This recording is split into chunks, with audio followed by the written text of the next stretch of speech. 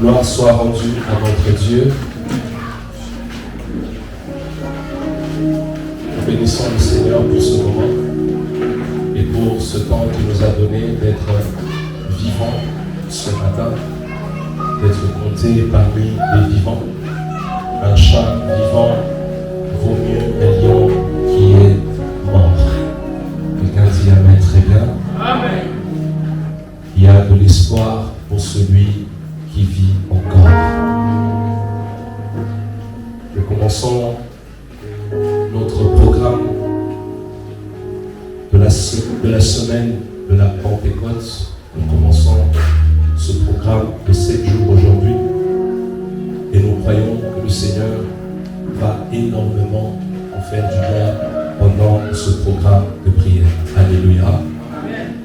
Et je t'invite à venir chaque jour avec la soif, mais aussi avec la foi. De croire que Dieu peut faire encore quelque chose dans ta vie cette semaine. S'il n'a pas fait le mois passé, il peut le faire encore ce mois. Quelqu'un dit Amen, très bien. Amen. Le thème de notre programme est Daniel avait un esprit supérieur. Je crois par la grâce de Dieu, puisque c'est moi, nous l'avons consacré comme étant le mois de l'esprit. Et nous voulons que le Seigneur nous aide à monter, à être fort, à être capable de résister à tout type de tempête qui peut se lever, à être capable de faire face à tout type de géant qui peut se dresser devant nous, à être capable de terrasser tout type d'esprit qui peut se lever contre nous, mais aussi d'être capable de dominer. Quelqu'un peut dire Amen, très bien. Amen. Mais aussi d'être capable d'influencer. Et cela est très important. Daniel chapitre 1er, le verset 20. Nous allons lire Daniel chapitre 1er, le verset 20. Daniel chapitre 5, le verset 14 à 16. Et Daniel chapitre 6, le verset 3. Nous allons pendant tout ce temps parler un peu de Daniel, de voir ce qui a fait qu'il soit un homme ayant un esprit supérieur, qui a fait que son esprit a été capable de dominer partout où Dieu l'avait établi. Nous allons nous inspirer un peu de cet homme et par la grâce de Dieu, voir comment appliquer ces enseignements-là aussi dans notre vie, afin que cette année soit réellement une année de domination, une année où nous devons assujettir toutes choses. Ma prière, c'est qu'après ce temps, ces 7 jours, que tu sois capable de dominer dans tous les secteurs de ta vie, que tu sois capable d'assujettir tout type de puissance qui t'ont résisté pendant plusieurs années.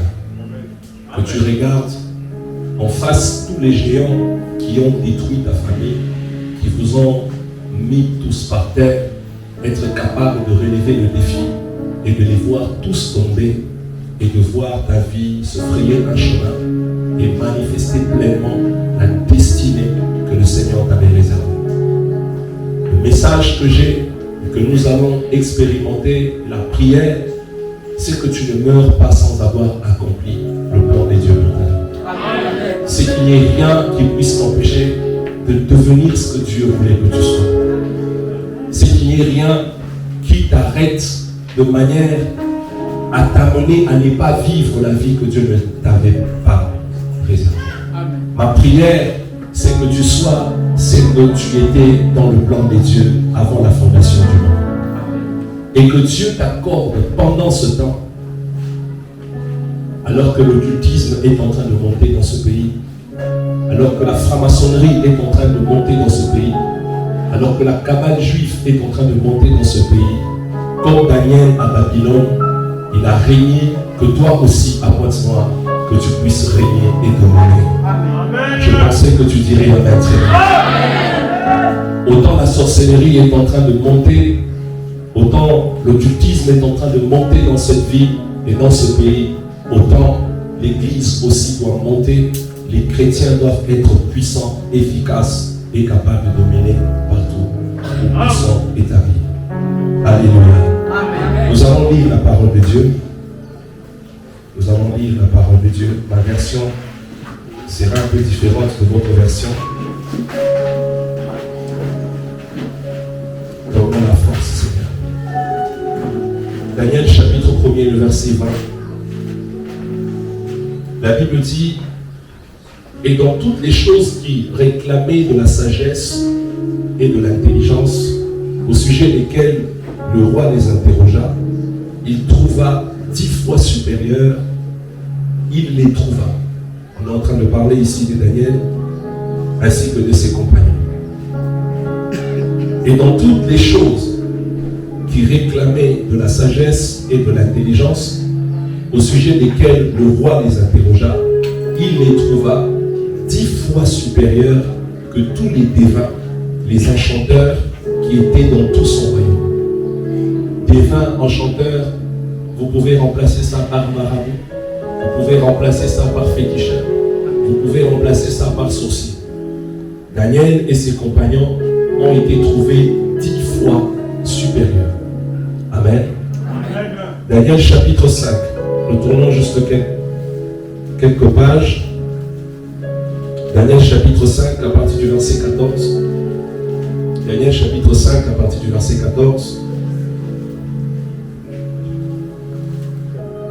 La Bible dit: et j'ai entendu dire de toi que l'Esprit des dieux est en toi. Qu'est-ce qui est écrit dans votre version? Qui est la version de l'UCD? J'ai appris. Oui. J'ai appris sur ton compte que tu as en toi l'Esprit de Dieu. Et qu'on trouve chez toi des lumières. Et on trouve chez toi des lumières, de l'intelligence et une sagesse extraordinaire. Et une sagesse extraordinaire. Alléluia. Amen. Si on prend le verset 15, la Bible dit: et maintenant les sages, les enchanteurs ont été amenés devant moi, afin qu'ils lisent cette écriture et qu'ils m'en fissent connaître l'interprétation. Ils n'ont pas pu indiquer l'interprétation de la chose. Le verset 16: et j'ai entendu dire de toi que tu peux donner des interprétations et résoudre des problèmes difficiles. Qu'est-ce qui est écrit dans votre version, Louis II? Des questions difficiles. Des questions difficiles. Que tu es capable de résoudre des questions difficiles. Maintenant, si tu peux lire l'écriture et m'en faire connaître l'interprétation, tu seras vêtu de pourpre et tu auras une chaîne d'or autour de ton cou et tu seras le 3e gouverneur dans le royaume. Quelqu'un dit amen, très bien. Amen. Prenons Daniel chapitre 6, verset 3. J'aimerais que papa les lit ça dans sa version. Verset 3. Verset 3. Daniel surpassait les chefs. Daniel surpassait les chefs. Les satrapes. Parce qu'il y avait en lui un esprit supérieur. Parce qu'il y avait en lui un esprit supérieur. Et le roi pensait à l'établir sur tout le royaume. Et le roi pensait à l'établir sur tout le royaume. Parce qu'il y avait en lui quoi? Un esprit supérieur. À cause du fait qu'il avait un esprit supérieur, le roi pensait même comment l'établir sur tout le royaume. Parole du Seigneur, nous pouvons nous rasseoir.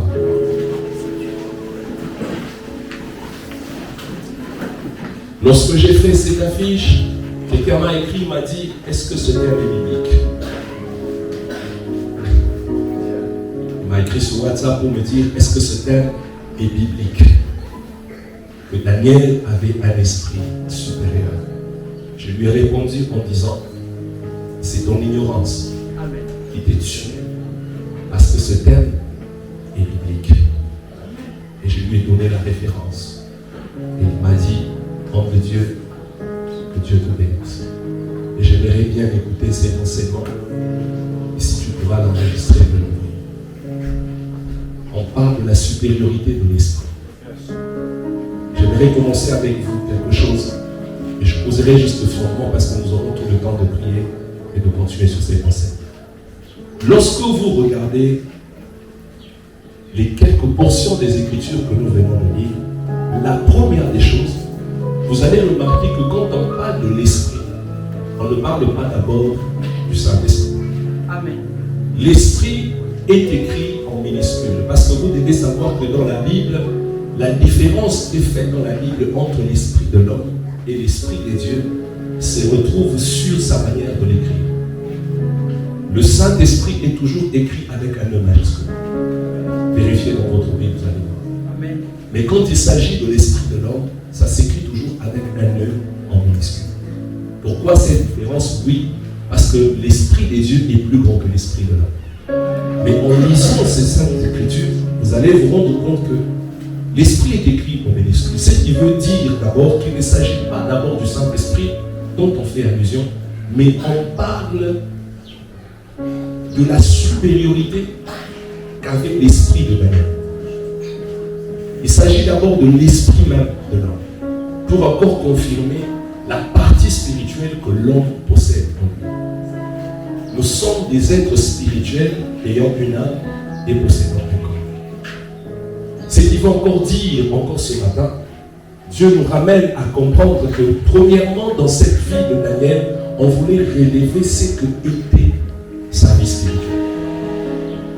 C'est que Daniel était sur le plan spirituel. La portion ou la force que Daniel détenait dans son esprit. On n'a pas encore touché la dimension du Saint-Esprit. C'est-à-dire, c'est d'abord l'esprit que toi tu as reçu. La deuxième chose, vous allez remarquer, on parle deuxièmement du positionnement. Le positionnement de l'esprit.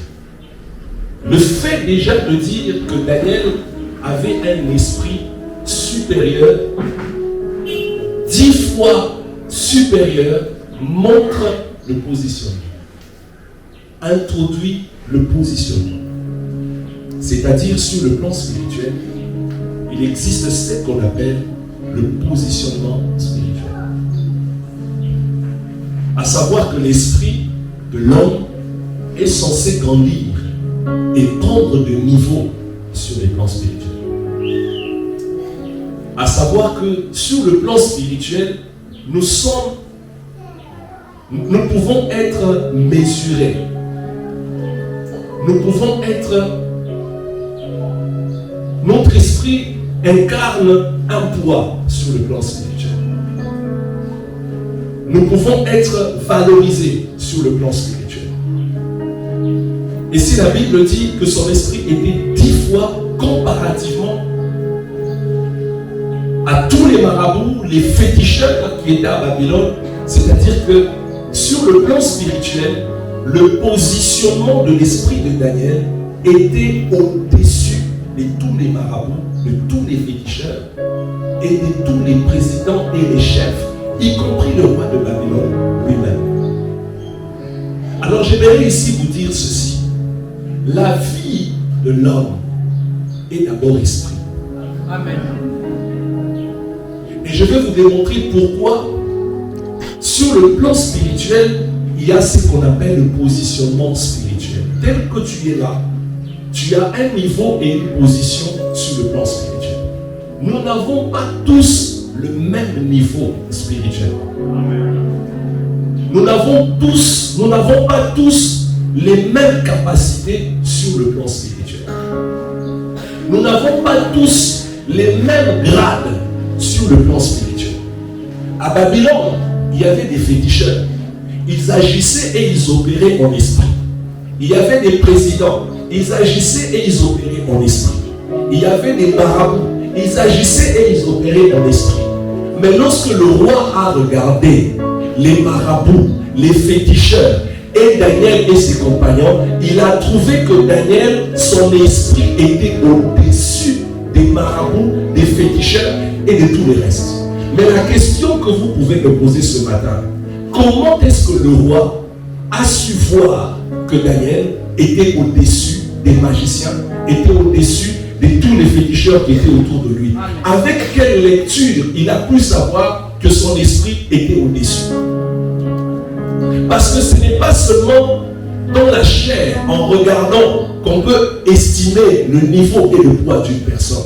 Mais c'est aussi dans sa capacité de lire ce que est cette personne spirituellement. Ça veut dire que le roi tel qu'il était, dans sa façon d'opérer, dans sa manière d'opérer, il a vu que ces magiciens et lui-même et tous les sages qui étaient à Babylone, aucun ne pouvait avoir le niveau qu'avait Daniel et ses compagnons. Quelqu'un dit Amen très bien. Ce qui veut dire ceci. Le positionnement spirituel a un impact sur la vie de tout homme. C'est que tu es spirituellement, ou la position que tu occupes sur le plan spirituel aura automatiquement certains impacts sur ta vie et sur ton environnement. Je vais vous en donner aujourd'hui deux pour qu'on arrive à comprendre ce qui faisait la force de David. Le positionnement spirituel détermine l'influence et la domination que tu imposes autour de toi et dans le secteur dans lequel Dieu t'a mis. Daniel, à cause de son positionnement spirituel, comparativement à tous les sages, tous les marabouts, tous les féticheurs qu'avait à Babylone, son positionnement spirituel déterminait directement l'influence qu'il avait et la domination qu'il imposait à Babylone. J'aimerais dire à quelqu'un, l'influence dans ton secteur, dans ton environnement et la capacité de dominer sur la terre dépend de ton positionnement spirituel. Si spirituellement tu as un niveau faible, ton influence sur la terre sera aussi faible. Si spirituellement tu es faible, la domination que tu es censé imposer dans ton environnement sera aussi faible. La capacité de dominer et d'influencer dépend de ton positionnement spirituel. La capacité d'influencer et de dominer dépend de la position que ton esprit occupe sur le plan spirituel. C'est pourquoi vous allez voir, lorsque les gens de ce monde veulent avoir la domination sur les terres, ils recourent à des dieux. D'autres vont se faire enrôler pour se faire Illuminati. D'autres entrent dans des réseaux maçonniques. C'est quoi l'objectif? C'est d'avoir la capacité d'être fort en esprit et de régner et d'assujettir et d'influencer.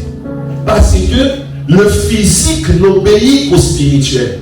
Le physique ne répond qu'au spirituel. Pour dominer sur le monde, il faut avoir un esprit supérieur. Pour régner et influencer sur la terre, il faut avoir un esprit supérieur. C'est-à-dire, plus on prend une position dans l'esprit, plus on influence, plus nous dominons. L'imposition ou la domination de Daniel à Babylone était une conséquence de sa position sur le plan spirituel. Quand je parle du positionnement, je parle bel et bien de le niveau ou la force qu'a ton esprit. Est-ce que je peux avancer? Hitler Adolphe, l'un des plus grands dictateurs que le monde ait connu, un jour, dans sa quête de vouloir être le numéro 1 dans le monde, se rendra compte que ce qu'il faisait n'arrivait pas à toucher les gens comme il voulait. Son règne était limité. Alors dans sa manière de faire, il a trouvé qu'il fallait qu'il accède à un niveau supérieur et qu'il trouve celui qui devait lui donner un pouvoir de manière en sorte qu'il puisse diriger le monde. Il avait en lui cette quête de vouloir être le numéro 1 dans le monde. Mais on explique en disant, il arrivait parfois, à cause des choses qu'il avait introduites dans sa vie, qui pouvait parfois prendre du sang. Lorsque vous lisez l'histoire du feu maréchal Mobutu, vous allez voir l'un de ses proches qui expliquait en disant le secret qu'a eu, ou le secret du règne de cet homme reposait sur certains principes. Parce qu'il fallait parfois tuer, boire le sang humain pour être capable d'imposer son règne. Et on explique clairement, pendant le règne de cet homme, même les Occidentaux le craignaient. Parce qu'il était doté d'un pouvoir que vous ne pouvez pas vous imaginer. Il régnait, il dominait, il assujettissait. Personne ne pouvait l'affronter, personne ne pouvait se rivaliser avec lui. Pourquoi? Le secret n'était pas dans la connaissance des choses qu'il a apprises à l'école. Le secret n'était pas dans la connaissance qu'il a eue en étudiant 1 plus 1 égale 1. Mais le secret de son règne et de son pouvoir était purement spirituel parce que son esprit était en train de prendre de l'ascension parce que dans le fond, il avait touché à quelque chose. Le sang humain qu'il buvait renforçait son esprit et rendait son esprit fort. Le monde est dans cette quête aujourd'hui. Et il n'y a aucune domination qui soit imposée dans une famille, dans un environnement, si celui qui veut imposer la domination et le règne n'accède pas à un niveau élevé de son esprit. Vous devez savoir aujourd'hui, s'il y a des choses qui ne changent pas dans nos familles, c'est parce que nous n'avons pas encore des gens aussi supérieurs en esprit face à certaines réalités, certaines puissances, certains géants et certains démons qui règnent dans nos familles. Ça peut vous choquer, mais c'est la réalité.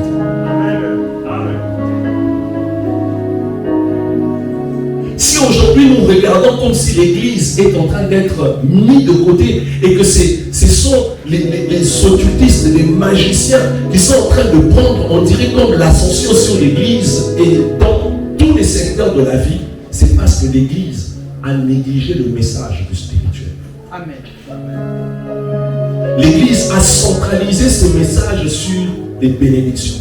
Recevez, soyez bénis. L'Église a centralisé ces messages sur viens à l'Église et tu auras un mariage. L'Église a centralisé ces messages sur viens à l'Église et tu auras un travail. L'Église a centralisé ces messages sur viens à l'Église et tu seras riche. Mais le mariage, la richesse et toutes ces choses ne sont que des conséquences de ce qui se passe sur le plan spirituel. Amen. Amen. Et si l'Église ne monte pas en esprit, il y a certaines choses que nous ne pouvons pas recevoir. Et la domination ne peut pas être certaine. C'est pourquoi Jésus savait et connaissait ce secret. Et parce qu'il a pris 3 ans et demi à travailler avec ses disciples, vous allez voir que son message n'était pas centré sur les choses. Son message était centré sur ça, sur la capacité de pouvoir régner et dominer. C'est pourquoi il disait, ne vous inquiétez pas, mais recherchez le royaume et la justice.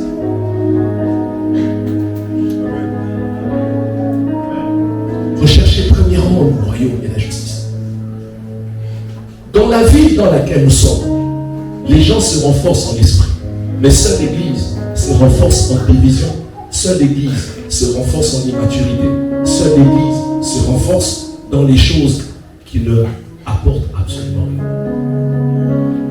Il y a des gens aujourd'hui dans le monde spirituel, dans cette vie, qui sont en train de payer des grands prix pour que demain, quand ils se réveillent, ils soient le numéro 1 sur ton avenir.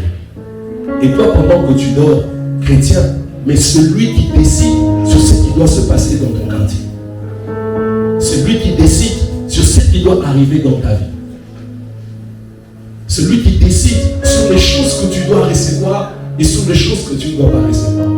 Pendant que nous dormons, il y a des gens qui payent des prix pour que spirituellement parlant, qu'ils aient le contrôle de Dieu. Amen. Pendant que l'Église est en train seulement de prêcher la bénédiction. Je ne dis pas que ces choses ne sont pas importantes.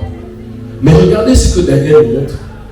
c'est que dans la vie, il y a ce qu'on appelle le positionnement spirituel. Et il faut savoir maintenant que sa capacité d'être fort spirituellement détermine aussi l'influence et la domination que nous avons dans notre Seigneur. Un esprit faible produit une domination faible.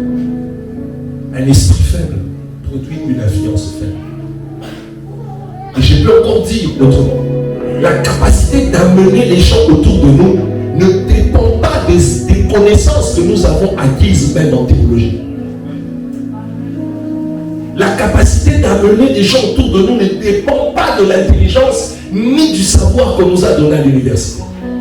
Il y a des gens qui ont fait la théologie, mais n'ont jamais été capables d'influencer même les gens de sa propre maison et de sa famille. L'influence et la domination est une conséquence du positionnement spirituel. Plus tu montes en esprit, plus tu vois la domination et l'influence autour de toi. Amen. C'est pourquoi vous allez voir, lorsque les gens accèdent à des postes élevés dans les pays, on les oblige de sécuriser non seulement leur poste. Et comment on leur demande de sécuriser leur poste? C'est en les introduisant dans quelque chose qui leur donne la capacité d'être fort en esprit et d'avoir l'influence sur tout leur secteur et sur tout leur vie. Lorsque vous entrez dans les magasins des musulmans, vous trouvez les photos de leurs dieux. Vous trouvez collés dans leurs murs des rituels qui sont attachés à leur religion auquel ils croient. Et dans tous les jours, ils font des sacrifices pour être capables d'avoir des esprits forts et de régner et de dominer.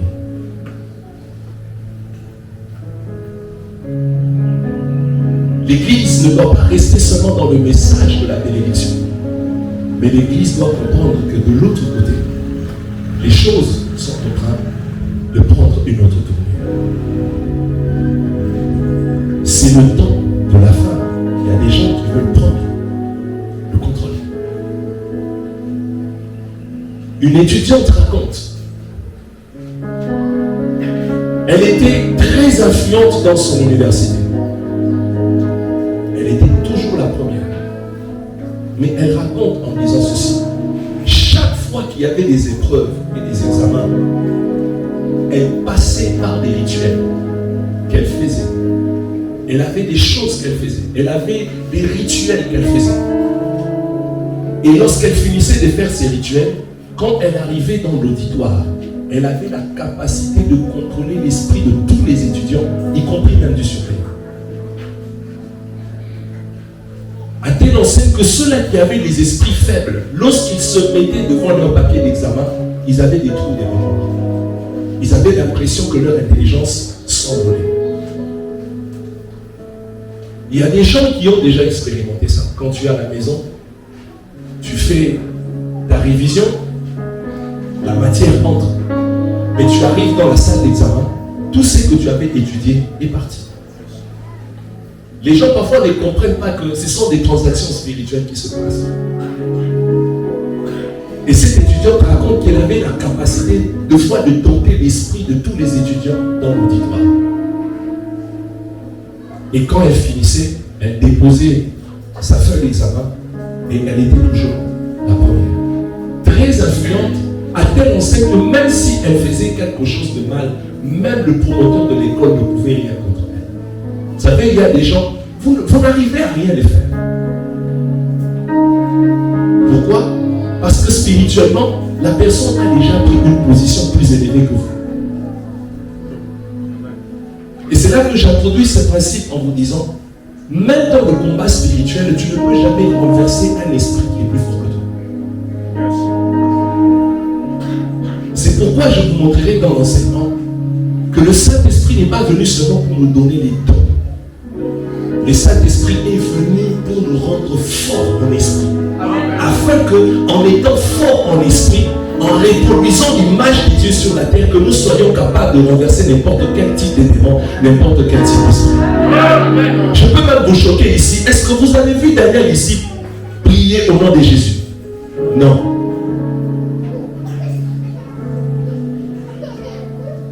C'est une question d'esprit.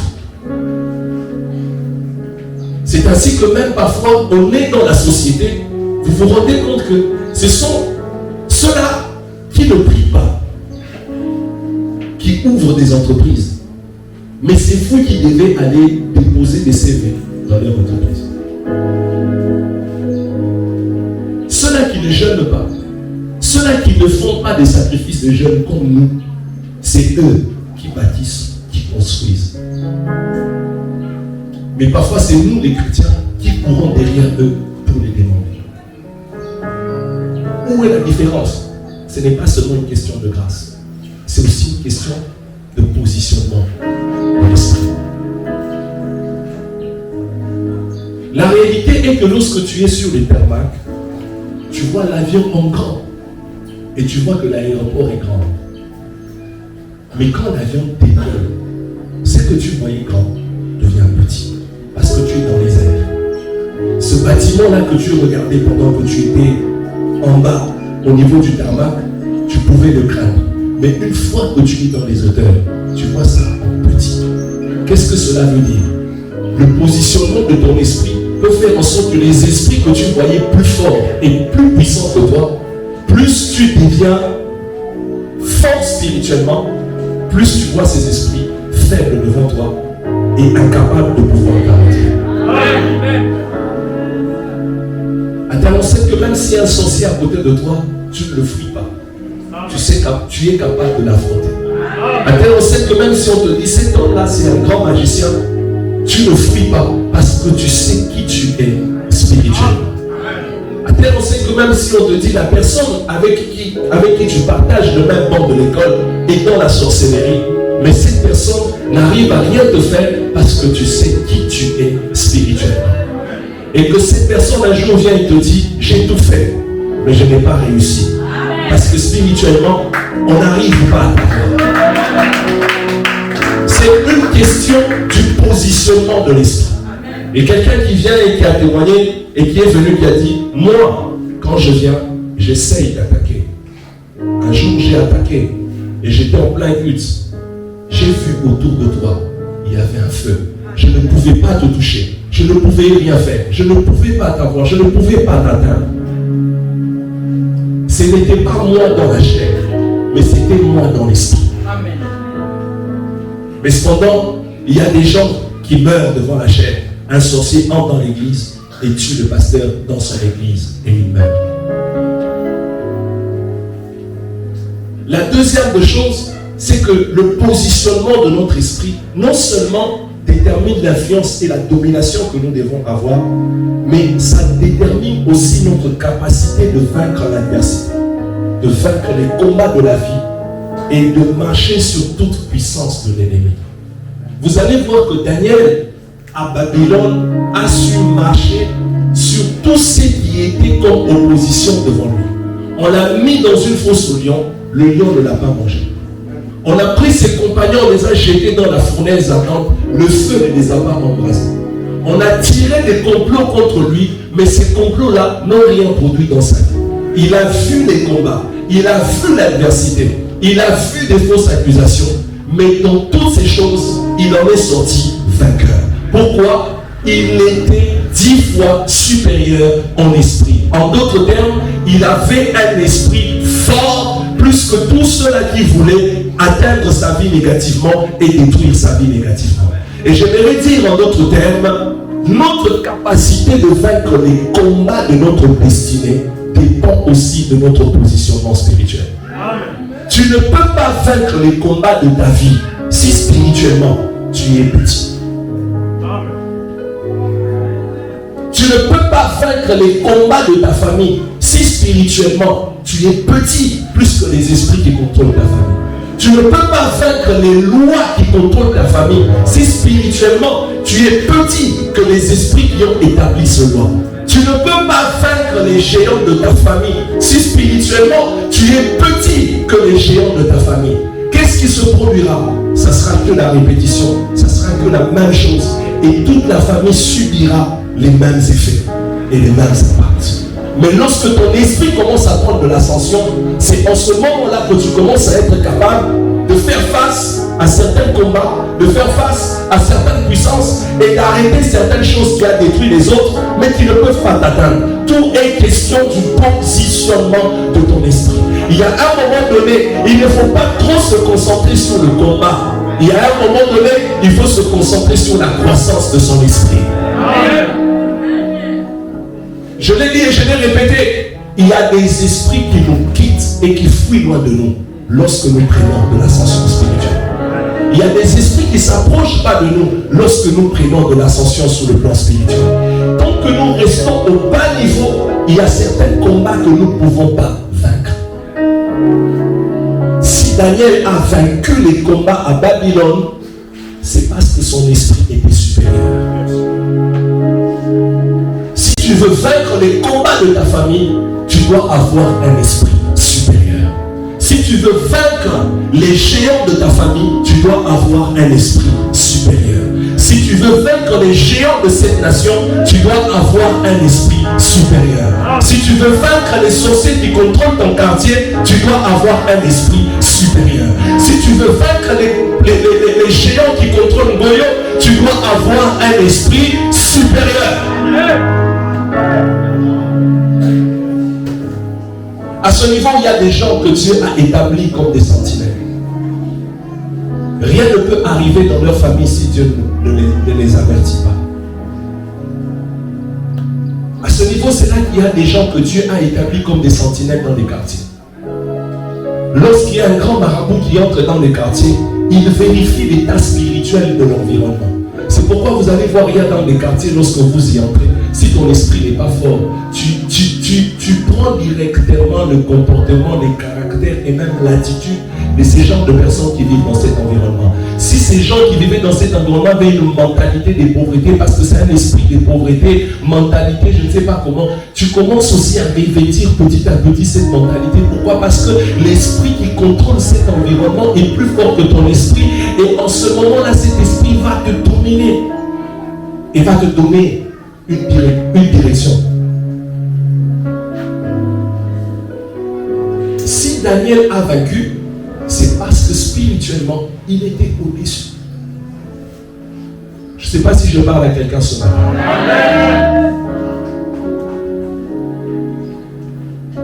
C'est pourquoi certaines choses, jusque-là, nous résistent. Parce que nous n'avons pas encore atteint le niveau.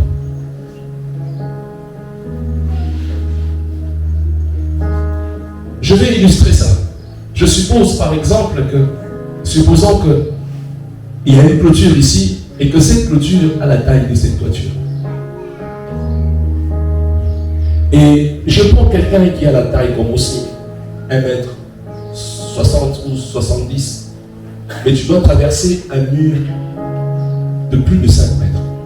Qu'est-ce que tu vas faire pour que tu arrives à traverser ce mur?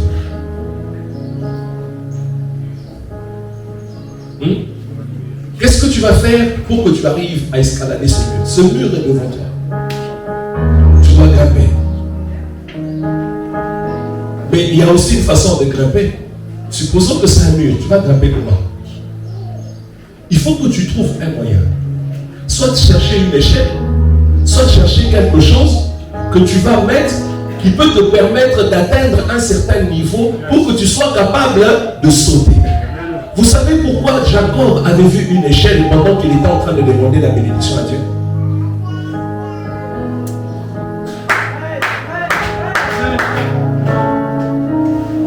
Vous savez pourquoi Jacob avait vu une échelle?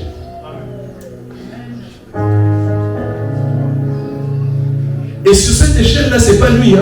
Il a vu des anges qui descendaient et qui montaient. Vous savez que signifie cette échelle-là? Et pourquoi Dieu lui a montré l'image de l'échelle? Pour que Dieu lui parle qu'il était le Dieu de son père, il n'avait pas besoin de lui montrer l'échelle. Moïse a vu juste le feu dans un buisson. Il a entendu la voix de Dieu. Je suis le Dieu d'Abraham, de Jacob, et ainsi de suite. Moïse s'est mis par terre, au-dessus de là où tu es, parce que le lieu dans lequel tu te tiens, c'est un lieu saint. J'ai vu la souffrance de mon peuple et j'ai décidé de t'envoyer pour que tu libères mon peuple. Je vais y arriver. Jacob voyait les chaînes. Dieu voulait lui dire ceci. C'est que tu me demandes et fonction de ta capacité de monter. L'échelle te permet d'atteindre un niveau plus élevé. L'échelle te permet d'atteindre un niveau supérieur.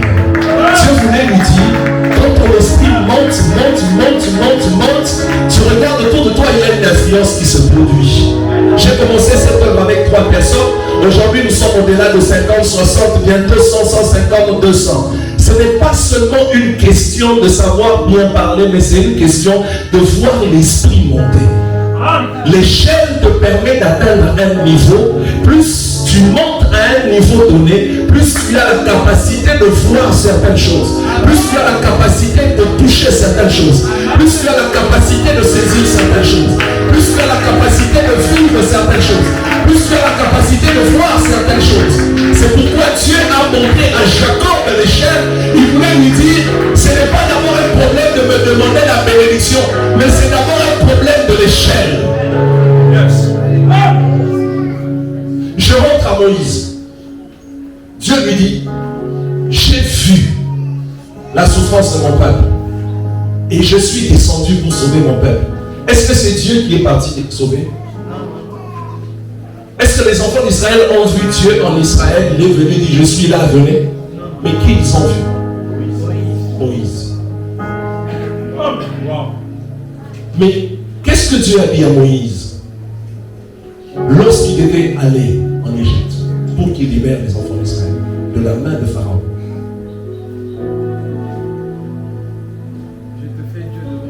Que Dieu te bénisse, mon fils. Je te fais Dieu devant Pharaon. Aaron sera ton interprète. Mais toi, je te fais Dieu. Pourquoi Dieu va faire cette déclaration? Parce que Dieu savait. Pharaon, ce n'est pas seulement un titre, mais Pharaon, c'est aussi une position spirituelle. Pharaon, ce n'est pas seulement un titre, mais Pharaon, c'est aussi une dimension d'un Dieu qui règne en Égypte. Donc si toi, Moïse, tu dois aller délivrer, il faut que tes capacités spirituelles soient au-dessus du Dieu qui a déjà assujetti mon peuple. Ce qui fait que si toi, Moïse, tu ne deviens pas Dieu, tu ne peux pas délivrer les enfants d'Israël de la main de Pharaon. Parce que Pharaon, là où tu as vécu, tu as passé presque toute ta jeunesse. Laisse-moi t'informer, Moïse, ce n'est pas seulement un homme, mais Pharaon, c'est une position sur le plan spirituel.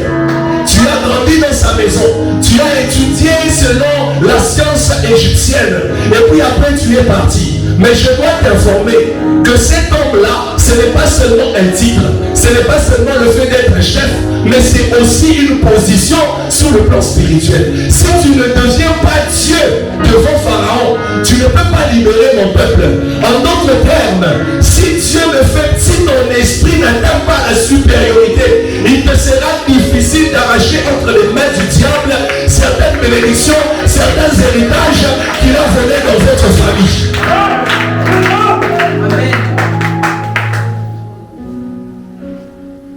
C'est pourquoi, je suppose, ça c'est moi qui commente quand Moïse partait, il se posait la question, mais pourquoi Dieu a introduit cette dimension en moi? Et il dit qu'il fait de Pharaon juste mon interprète. Mais regardez cet homme quand il est arrivé en Égypte. Il n'avait plus peur de Pharaon. Il n'avait plus peur de Pharaon. Mais Moïse connaissait le pouvoir qu'a le Pharaon parce qu'il a grandi dans toute sa maison. D'où est sorti le courage d'aller dans le palais et dire au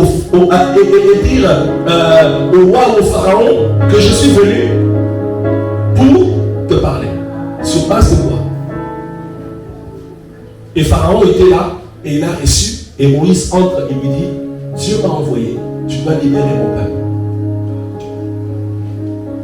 Imaginez-vous un peu la scène. Mais tu dois être vraiment audacieux. Mais tout ne se passait pas dans cette confrontation entre paroles. Mais tout se passait en Israël.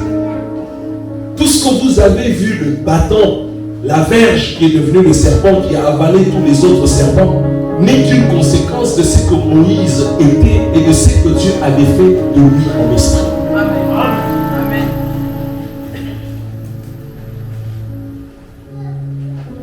La délivrance des enfants d'Israël de la main de Pharaon, Dieu l'a mis entre les mains de Moïse, mais en rendant son esprit plus supérieur que l'esprit de Pharaon. Je ne sais pas si je me fais comprendre. Amen. Amen. Et c'est réel. Vous savez, à ce niveau-là, il y a des moments où tu ne peux pas prier. Mais si dans ta maison il y a un sorcier, lui-même devient mal à l'aise. Amen. Amen. Vous savez, à l'église, on ne peut pas chasser les sorciers. On les laisse venir. Mais leur capacité de rester longtemps dans la sorcellerie, bien qu'étant dans l'église, dépend aussi de notre spiritualité. Amen. Si l'église n'est pas spirituelle, les sorciers vont rester. Vont demeurer, vont continuer à opérer, vont continuer à agir. Mais quand vous voyez les sorciers agités, l'autre vient et il confesse, l'autre fuit. C'est tout simplement une question qui ne peut pas rester là où il y a un esprit plus supérieur que lui. Amen. Ce n'est pas seulement parce qu'on a prié. Le fait seulement que tu es là, tu dors, tu te réveilles, tu es tranquille. Mais en esprit, lui-même n'arrive plus à rien faire. Parce qu'il y a un esprit plus supérieur que lui. Je connais un frère qui s'est converti. C'était dans la première église où j'ai fait mes premiers pas de la foi. En fait, l'église était juste derrière un hôtel. C'était vraiment un hôtel de luxe qu'on appelait hôtel de Lubumbashi. Ça se trouve au centre-ville. Et l'église était juste derrière. C'est là qu'on avait acheté le terrain et on a commencé à prier. Alors ce monsieur revenait de l'Afrique du Sud et il a pris une chambre dans cet hôtel. Il est arrivé et il a pris une chambre. Alors dans ces rituels, comme il était un occultiste, à des heures, comme vous savez, ils ont leur rituel, il devait faire ses pratiques, faire ses voyages astrales pour aller se renforcer. Mais il s'est fait que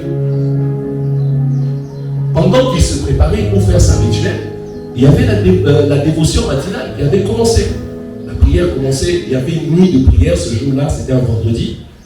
Et la prière devait se terminer le samedi à 10h.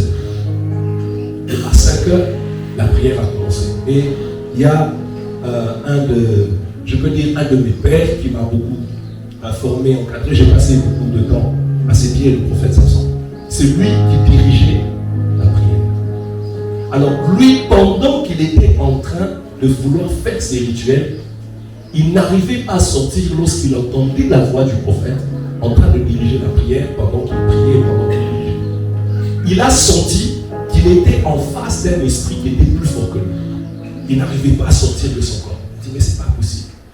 Moi, dans mon monde à moi, dans leur rituel, dans leur monde maçonnique, on leur a dit, c'est leur grand maître. Ils ont un terme qui s'appelle grand maître, quelque chose comme ça.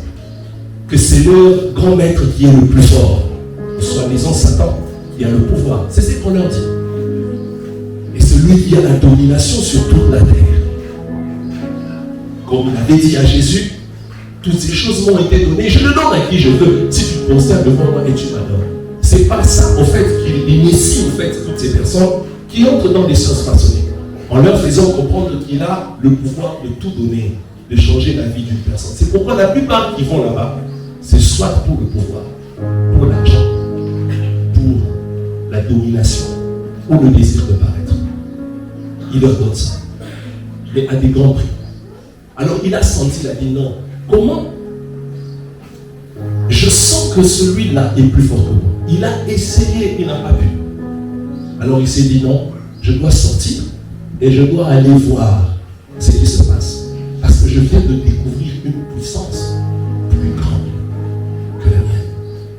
Je viens de saisir un esprit plus fort que mon esprit. Il est descendu et il est entré. Et lorsqu'il est arrivé, il a trouvé les Il témoigne en disant, lorsqu'il arrive à la porte, avec tous ses pouvoirs, les protocoles qui étaient à la porte, c'est pourquoi j'ai dit à maman Janine, il faut... Les protocoles qui étaient à la porte attaquaient. D'autres commençaient à dormir. Il y a une autre qui a commencé à avoir des maux de tête. Une autre s'est retirée. Il a commencé d'abord par là. La plupart des gens qui entrent souvent dans l'église comme ça, dans la sorcellerie, les premiers cibles, ce sont les protocoles. Deuxième cible, c'est la chorale. Troisième cible, c'est le modérateur ou les prédicateurs. Et puis il entre dans les brebis. Et puis après, vous commencez à voir les gens, pendant la prédication, ils sont en train de dormir. Ce n'est pas un sommeil normal. C'est juste pour t'empêcher de recevoir la parole qui veut transformer ta vie. Et il y a une puissance qui est arrivée et qui provoque le sommeil. Et vous voyez des gens commencer à dormir. Les protocoles qui étaient à la porte attaqués. C'est pourquoi nous disons souvent aux gens, ce n'est pas seulement parce qu'on veut servir Dieu qu'on se tient à la porte, parce que c'est toi qui accueilles les gens. La spiritualité opère à tous les niveaux. C'est toi qui accueilles les gens. Si la personne qui vient avec un esprit supérieur, mais agissant avec des pouvoirs magnifiques, il peut te faire du mal. Amen. Il peut te détruire. Amen. Ceux-là qui ont tous l'engouement de vouloir toujours passer à la chair et prêcher, si tu n'as pas un esprit supérieur, tu peux mourir. On peut te tuer. Ce n'est pas de la blague. C'est une question de vie ou de mort. Et quand il est entré, les protocoles attaqués. Et quand il arrive, il dit, j'ai lancé un esprit de lourdeur dans l'église. Les esprits faibles commencent à dormir. La prière commence à devenir lourde. La prière commence à devenir lourde. Alors son objectif était de trouver celui qu'il avait affronté. Et quand il a vu que c'était lui, le prophète Samson, qui était là à la chair en train de travailler, il dit, je suis allé jusque là devant, je me suis assis. Et j'ai commencé à le fixer, à le regarder. J'ai fait de tout mon mieux pour l'avoir, je n'ai pas pu. Mais il dit, j'ai remarqué une chose, que lui ne faisait même pas cas de moi. Il faisait ses histoires, il continuait à modérer et il continuait à diriger la prière. Il ne faisait même pas cas de moi. À un moment donné, il a même déposé le micro, il est parti s'asseoir à côté et il a commencé à prier. Il dit, moi pendant que j'étais en train d'essayer maintenant de l'attaquer, il a senti une force qui est venue le prendre. Il est tombé. Et quand il est tombé, il a commencé à crier. Alors le prophète Samson s'est levé parce à attirer l'attention, alors il s'est levé. Et puis il est arrivé là où cet homme était pour voir qu'est-ce qui se passait. Et la personne criait dans tous les sens. On a appelé des intercesseurs et le prophète Samson a compris qu'on avait affaire à un esprit. La délivrance a commencé. Mais ils ne savaient pas qu'ils avaient commencé la délivrance d'un occultiste. Au moment où il commence la délivrance, il y a coupure de courant. Tout devient noir dans le temple. On essaie d'allumer le groupe ne s'allume pas. Comme ils aiment opérer dans le ténèbres. Mais ils ont remarqué que quand il y a eu des ténèbres, ils ont eu l'impression qu'il était devenu encore plus fort. Mais le problème est que ils savaient, celui-là qui était délivré après, qu'il ne pouvait pas y arriver. Aujourd'hui, il est serviteur dans cette église-là. Et quand il a donné son témoignage, tout le monde était resté là en train d'écouter. Et les serviteurs là qui étaient faibles, qu'on avait endormis, le pasteur titulaire demande, est-ce que tu peux me citer les quelques intercesseurs là que tu avais fait endormir? Je les suspends tout de suite. Je les suspends tout de suite. Parce qu'un intercesseur, tu ne peux pas être un intercesseur, un sorcier entre et il te fait dormir. Non. Ce n'est pas normal. Mais qu'est-ce que je veux dire par là? Je veux tout simplement vous dire que votre position spirituelle détermine aussi les victoires, les triomphes que vous avez dans les combats. Amen. Et si nous ne montons pas en esprit, il y a certaines choses que nous ne pouvons pas expérimenter. C'est pourquoi, je vais terminer, je parle que dans l'esprit, dans le monde spirituel, il y a des grands esprits. Il y a des esprits moyens, mais il y a aussi des petits esprits. Père dit Amen très bien. Il y a des grands esprits. Il y a des esprits moyens. Mais il y a des petits esprits. Amen. Daniel était un grand esprit. Parce qu'il est un grand esprit. Cela s'est fait voir par sa capacité de dominer, d'influencer et sa capacité de vaincre l'adversité autour de lui. Il y a des gens ici, un petit sorcier de sa famille, un petit, on peut même dire, même un enfant de 2 ans peut le malmener, le chicoter, le faire fuir, l'étrangler, les manipuler, l'écraser. Un petit sorcier, même un petit enfant. Parce que spirituellement, c'est un petit esprit. Amen. Et cette personne-là, quand il vient à l'église, il prie pour que Dieu le bénisse. Mais les esprits-là qui contrôlent sa famille-là, face à lui, c'est tout simplement de petits. Dites Amen, je vais vous donner une révélation. Dites Amen, très bien, je vais vous donner une révélation. Papa Destin, vous savez pourquoi Dieu a frappé sévèrement les 10 espions qu'il avait envoyés sur la terre promise pour aller explorer Canaan?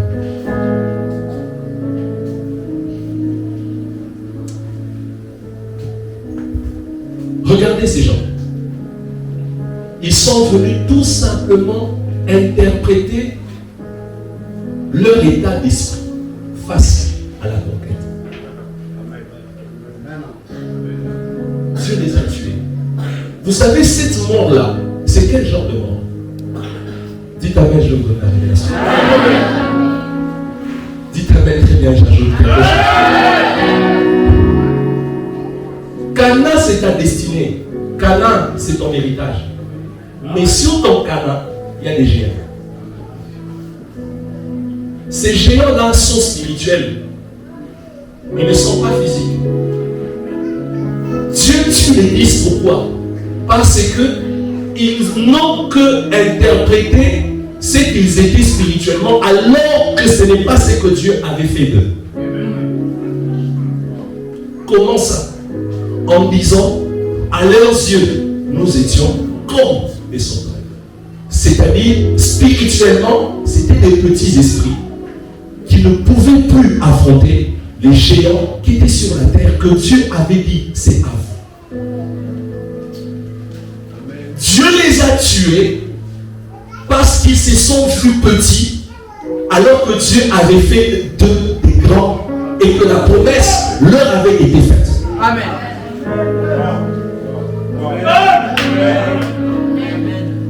Est-ce que je suis là ce matin? Est-ce que vous m'entendez très bien ce matin? Dieu les a privés de leur héritage parce que spirituellement parlant, ils se sont fait des sauterelles. Tu veux conquérir Canaan? Si tu te fais sauterelle, tu n'auras pas Canaan. Amen. Mais maintenant, regardez ce qu'a été Josué et Caleb. Qu'est-ce que la Bible dit d'eux? Parce qu'ils étaient animés d'un autre. L'esprit là dont on parle, de l'animation de l'esprit autre que Dieu parlait, ce n'est pas le Saint-Esprit encore, c'est encore leur esprit. Amen. C'est-à-dire quoi? Spirituellement parlant, ils n'ont pas accepté qu'ils étaient inférieurs à Goliath parce que le Dieu qu'ils servaient, ils savaient qu'il était le Dieu tout-puissant. Et le fait qu'il leur avait dit, allez-y, cette terre est à vous. C'est-à-dire qu'ils savaient en eux, ils avaient la capacité de vaincre ces géants et posséder leur héritage.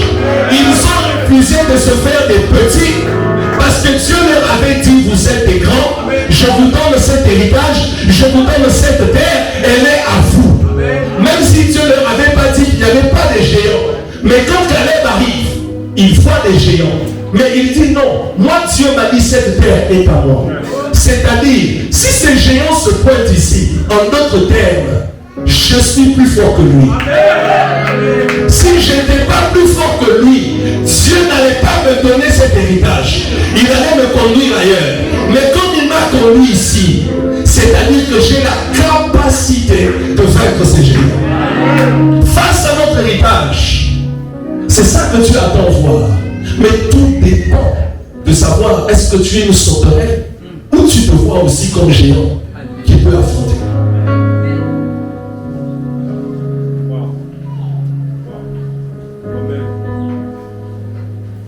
Si Dieu t'a dit, ce travail-là c'est pour toi. C'est-à-dire que même si les occultistes viennent, ils ne peuvent pas te sortir. Moi quand je travaillais, il y a eu des gens qui sont entrés, des occultistes, des francs-maçons. On a changé même 5 fois mon chef. Celui qui était mon chef direct a commencé par me combattre. À la fin, il est devenu mon ami et il m'appelait toujours mon pasteur.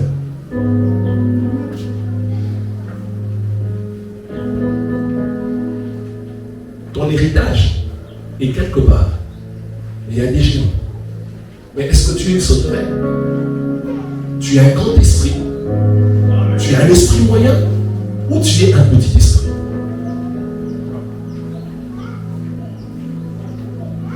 Ou peut-être tu dis que tu es une sauterelle. J'aimerais que tu regardes la pauvreté de ta famille, l'esprit de pauvreté de ta famille.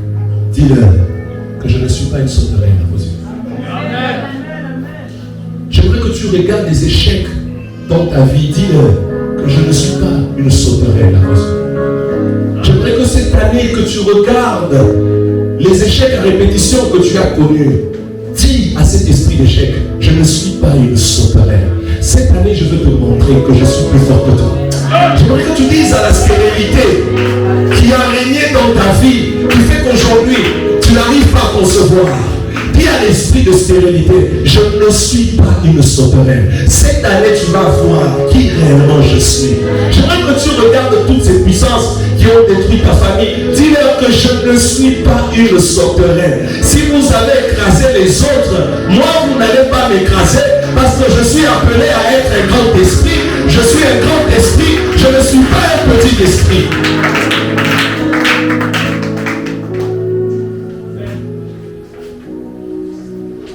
Cette force que nous avons de nous tenir ici devant tous les matins à vous prêcher, c'est parce que quelque part nous sommes des grands esprits. Il y a des choses quand ça arrive, tu dis je dépose, j'arrête tout. Je dépose, j'arrête tout. À quoi me sert de continuer? Pourquoi je vais continuer? Je dépose. J'ai vu dans la Bible un grand esprit dire à Dieu, je ne suis pas meilleur que mes pères. Mais Dieu est venu lui faire comprendre que, attention, tu n'as pas encore fini ta mission. J'arriverai quand je montrerai que les grands esprits m'abandonnent. D'où nous tirons la force, c'est parce qu'on est des grands esprits.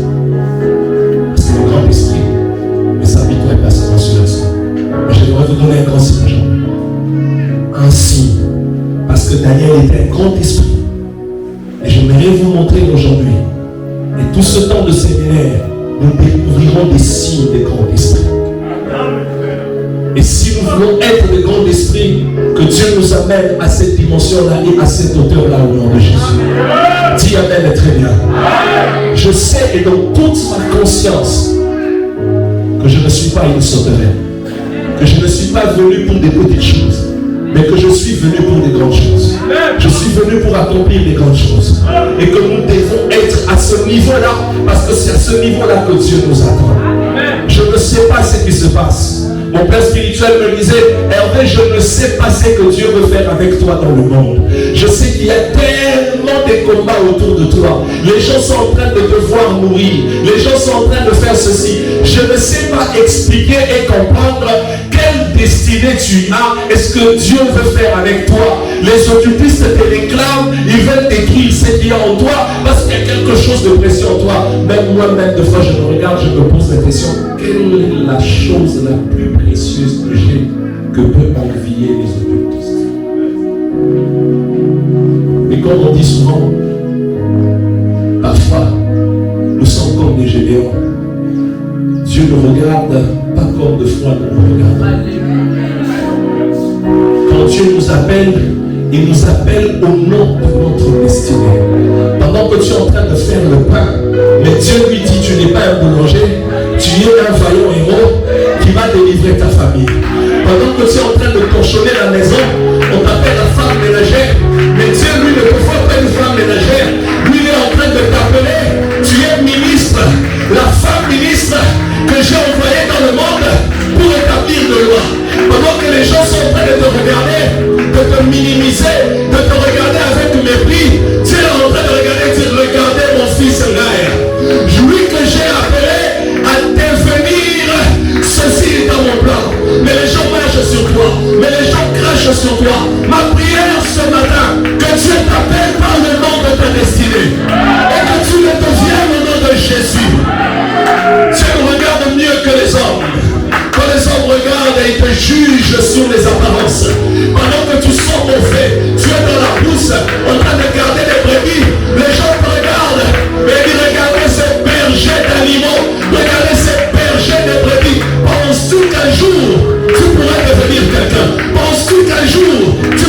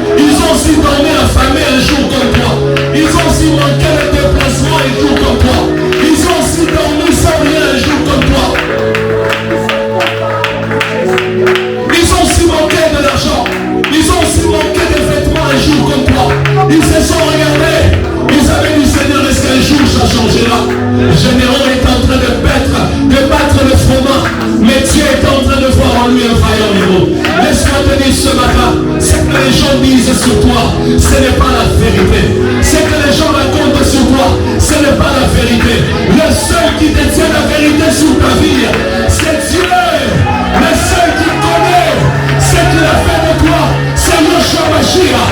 Le seul qui connaît tes potentiels, c'est Dieu. Le seul qui connaît tes capacités, c'est Dieu. Tu n'es pas une sauterelle. Ne te regarde pas comme une sauterelle. Tu es un géant. Tu es un géant. Tu es un géant. Tu es un géant. Tu es un géant. Tu es un géant. Tu n'es pas une sauterelle. Tu es un géant. Tu es un géant. Tu es un géant. Face à la sorcellerie de ta famille. Tu es un géant. Face à l'occultisme de ta famille.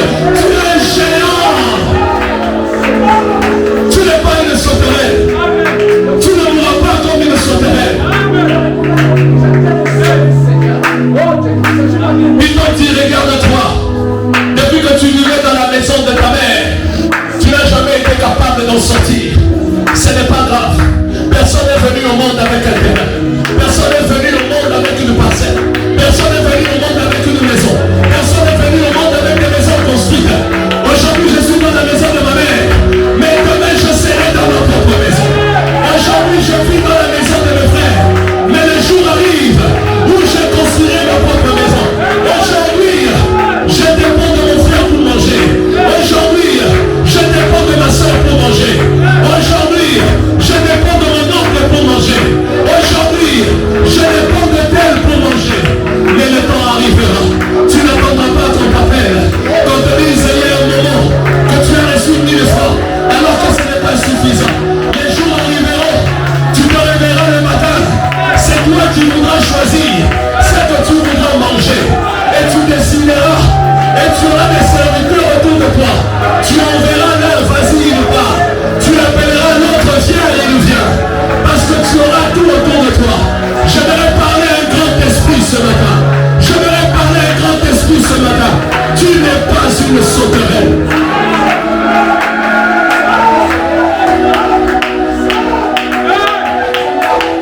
Ils regarderont que tes défauts. Ils ne parleront que de ça. Mais Dieu regardera plus à tes qualités. Parce qu'il t'a envoyé sur terre pour des grandes choses. Ils regarderont à tes faiblesses. Ils diront, regarde cette fille-là. Ils diront, regarde cette femme-là. Ils diront, regarde cet homme-là. Ce n'est pas un problème. Mais tant que tu as l'assurance d'un Dieu qui t'a appelé, tant que tu as l'assurance d'un Père qui est au ciel, tu te dis, Seigneur, le jour arrivera. Le jour arrivera. Le langage changera. Le jour arrivera. Ma façon de parler changera. Je suis un grand esprit.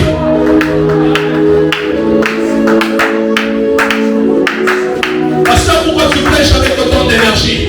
Je le sais. Parce que parfois derrière cette énergie se cachent parfois des grandes douleurs qui ne peuvent s'expliquer. Mais parce que nous sommes des grands esprits, nous regardons la récompense. Nous disons, je n'abandonne pas. Nous disons, je ne laisse pas. Je dis, Dieu m'a appelé. Le 11 août 2010, j'ai rampé comme un enfant par terre parce qu'une puissance était descendue sur moi. J'étais entré comme tout jeune, comme n'importe quel jeune, dans cette retraite de plus de 500 personnes. Mais dans les 500, tu as localisé un jeune homme. J'ai entendu une parole qui dit, j'ai trouvé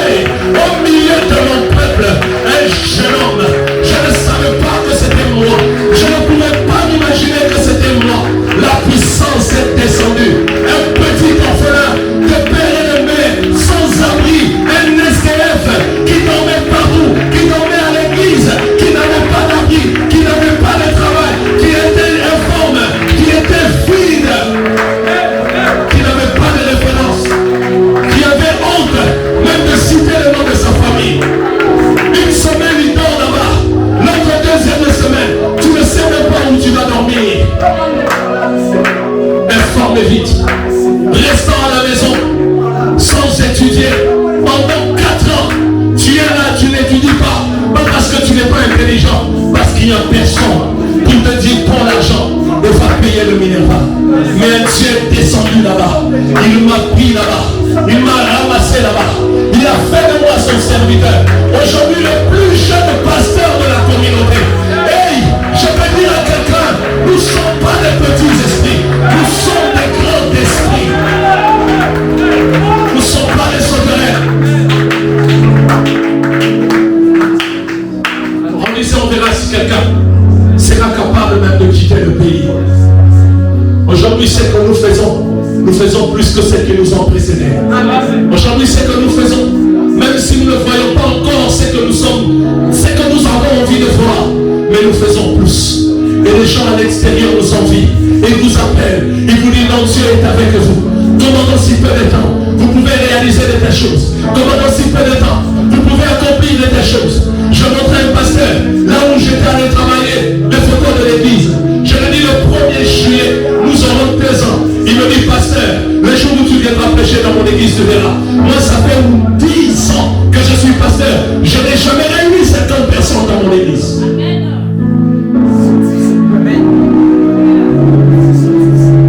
Je n'ai jamais réuni 50 personnes dans mon église. Tu es un grand esprit. Je dis à quelqu'un, tu es un grand esprit. Je lui dis, tu es un grand esprit. Je dis à quelqu'un, tu es un grand esprit. Il prêchait, quand je le regardais prêcher, une parole profonde. Je dis, waouh, quelle façon de prêcher. Mais à la fin, c'est lui qui est venu demander la prière. Il dit, pasteur, prie pour moi. Je vois que ce que tu fais, c'est merveilleux. Je ne sais pas comment je peux le dire. J'ai fait 10 ans. Je n'arrive pas à faire ce que toi tu as fait dans 2 ans.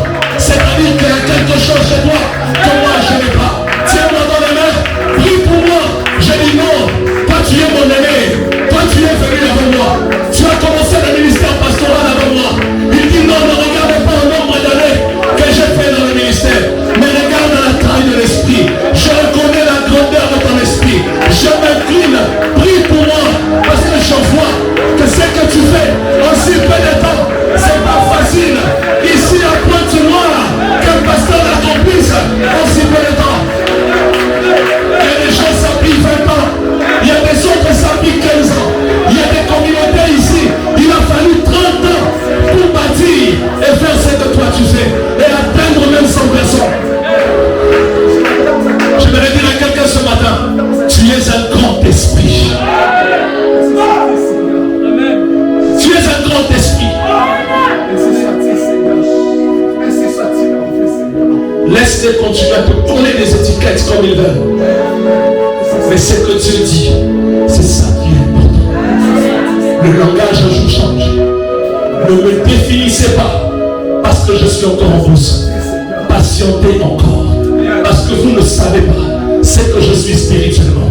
Si tu me définis par rapport à mon instant présent, tu peux commettre une erreur. Parce que dans 5 ans, tu risqueras de manquer l'opportunité de venir te repentir. Amen. Amen. Wow. Wow. Que l'on parle de toi avec réserve. Parce que l'avenir appartient à Dieu. Et l'avenir est plein de surprises. J'aimerais dire un grand esprit ce matin. Cette semaine, c'est ta semaine. Cette semaine, c'est ta semaine. Je dis à un grand esprit ce matin. Cette semaine, c'est ta semaine. Je veux dire un grand esprit ce matin. Les épreuves vont savoir aujourd'hui que tu es un grand esprit. L'essentiel de ta famille saura aujourd'hui que tu es un grand esprit. L'occultisme de ta famille saura aujourd'hui que tu es un grand esprit.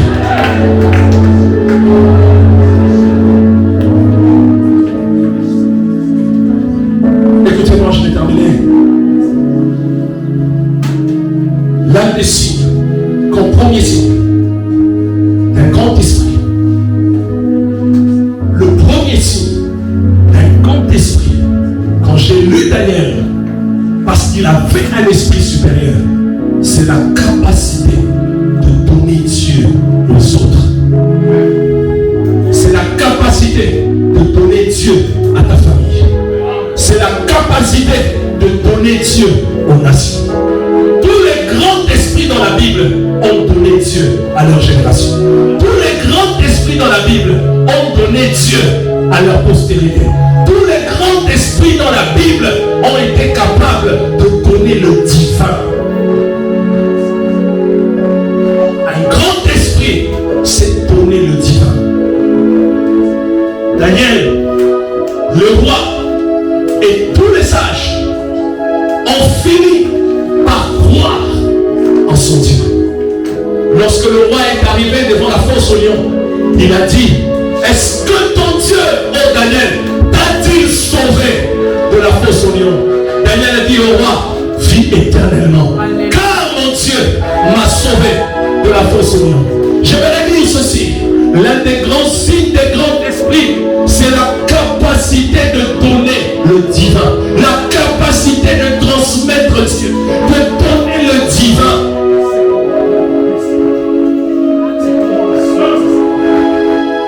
Lorsque David mourait, il a dit à son fils: connais le Dieu de ton père. Les patriarches ne donnaient pas l'argent à leurs enfants, mais ils leur donnaient Dieu. Les pères ne donnaient pas d'abord l'héritage physique aux enfants, mais ils leur donnaient d'abord Dieu.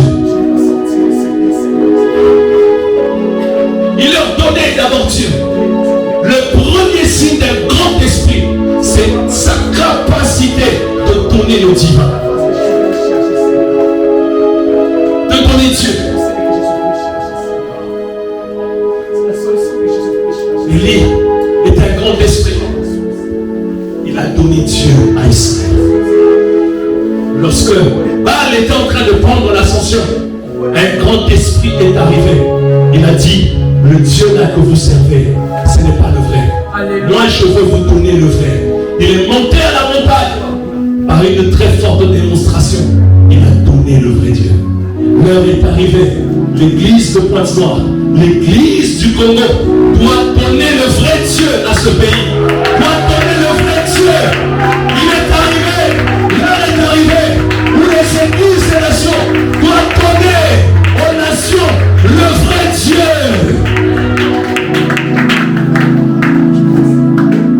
L'heure est arrivée de donner à nos familles le divin, le vrai Dieu. Donner Dieu, transmettre le divin.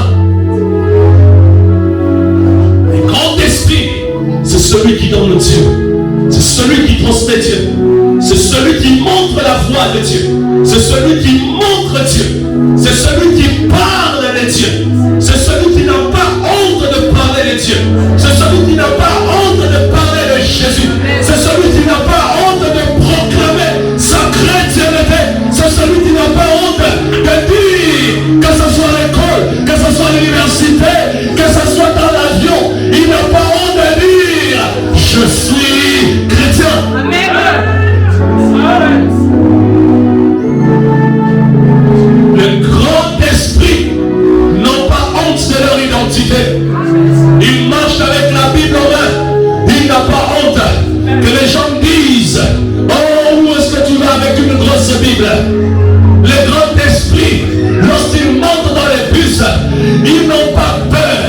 Lorsqu'ils entendent quelqu'un parler en mal de Dieu, il ne se tait pas. Il n'a pas peur. Il ouvre sa bouche et il dit: mon Dieu à moi est capable.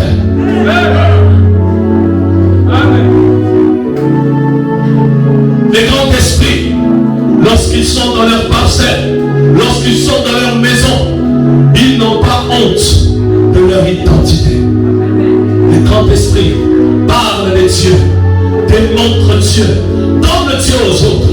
Ils ne regardent pas, non, parce que c'est lui qui me nourrit. Si je lui parle de Dieu, certainement il ne me donnera plus l'argent. Si je lui parle de Dieu, certainement il ne me soutiendra pas. Un grand esprit n'a pas honte de parler de son Dieu. Un grand esprit n'a pas honte de prier au nom de Jésus même au restaurant. Un grand esprit n'a pas honte lorsqu'il monte dans l'avion de prier au nom de Jésus. Un grand esprit n'a pas honte de démontrer sa chrétienté.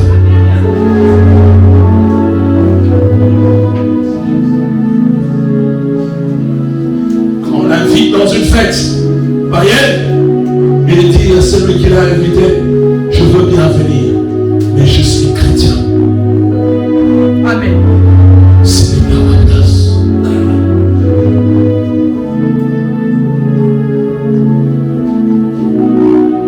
Les grands esprits dans leur famille n'ont pas peur de dire que je ne suis plus musulman comme vous. Je suis devenu chrétien. Les grands esprits dans la famille n'ont pas peur de dire je prie maintenant au nom de Jésus. Je ne crois plus en vos marabouts. Je ne crois plus au maraboutage. Je ne crois plus au vaudou. Je ne crois plus à vos rituels. Je ne crois plus à vos choses. Montez, descendez. Je ne crois plus dans vos histoires de baptême de feu. Je ne crois plus dans vos histoires de laver les eaux. Je suis chrétien. Je crois à la parole. Et la parole qui est ma Bible, qui me présente Jésus, qui me présente Yeshua Mashiach, c'est en celui-là que j'ai cru. Là-dessus des grands esprits, que Dieu fasse de toi un grand esprit. Quand tu es au milieu de tes amis à l'école, tu n'as pas honte de le lire. Quand tu es à l'université, tu n'as pas honte de le lire. Quand tu es au bureau, tu n'as pas honte de le lire. Quand tu entres dans les bureaux, tu n'as pas honte de le lire. Je suis chrétien, je suis l'enfant de Dieu, je le suis. Daniel n'a pas eu honte, il n'a pas eu peur, il a accepté même au prix de sa vie. On lui a dit nous allons tuer, tu vas entrer dans la fournaise ardente. Il a accepté, même au prix de sa vie. Il a accepté, il dit même mourir, je mourrai, mais je reste chrétien. Je reste chrétien, je ne changerai pas, je reste chrétien. L'heure de la persécution va arriver, beaucoup abandonneront la foi. L'heure de la persécution va arriver, beaucoup vont dire non à Jésus. L'heure de la persécution va arriver, beaucoup vont dire à Jésus, je ne connais pas. L'heure de la persécution va arriver, certains à cause de l'argent diront Jésus, je ne connais pas. Certains à cause des voyages diront je n'ai jamais entendu parler de lui. Certains à cause d'un poste diront je n'ai jamais été chrétien. Certains à cause de l'argent refuseront leur identité chrétienne. Mais les grands esprits sont prêts, même s'il faut mourir, ils disent je mourrai. Même si ça me coince, même si je n'ai plus d'argent, même si je peux dormir affamé, même si je ne sais plus comment payer les études de mes enfants, je ne rejetterai pas mon identité de chrétien. Je ne rejetterai pas et je ne renierai pas Jésus. Lorsque me posera la question, je dirai, je suis chrétien, je suis enfant de Dieu, mais je refuse de renier ma foi à cause de l'argent. Les grands esprits ne renient pas leur Dieu à cause des choses de la terre. Les grands esprits ne renient pas leur Dieu parce qu'ils ont besoin d'avoir la puissance pour faire tomber les gens et d'aller entrer dans des choses mystiques. Les grands esprits acceptent. Ils sont prêts à payer le prix. Daniel, au prix de sa mort, il a accepté d'aller dans la fournaise ardente. Combien d'entre nous sont prêts? Combien d'entre nous sont prêts? Combien d'entre nous ce matin sont prêts? Combien d'entre nous ce matin sont prêts à dire Seigneur, je ne veux pas arrêter le service, je ne veux pas arrêter le ministère, je ne cesserai pas de te servir, même si tu ne me donnes rien. Combien aujourd'hui sont prêts? Combien? Combien aujourd'hui sont prêts? Les grands esprits parlent de Jésus partout où ils sont. Les grands esprits témoignent de Jésus partout où ils sont. Les grands esprits confessent Jésus partout où ils sont. Les grands esprits n'abandonnent pas la parole. Les grands esprits ne rejettent pas la parole à cause des tempêtes et des épreuves. Les grands esprits